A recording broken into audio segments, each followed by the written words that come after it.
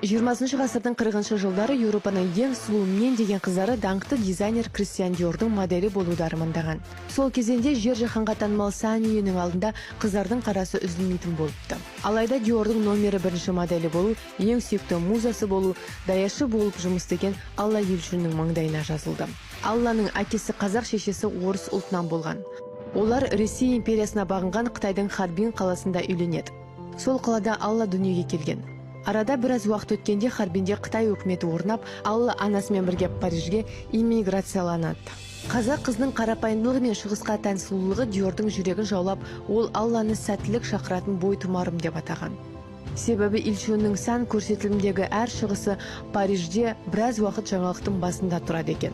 Ең танымал кино және эстрада жұлдыздары қазақ қызының көрсетілімде киген көйлегін алуға дайын болған. Алла Еуропаның бүкіл мода туралы журналдарының мұқабасынан түспеген.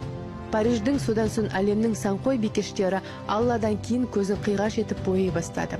Алла Dior коллекциясымен әлемнің түкпір-түкпірін аралады. Ол модельдік қызметін 1967 жылы аяқтады.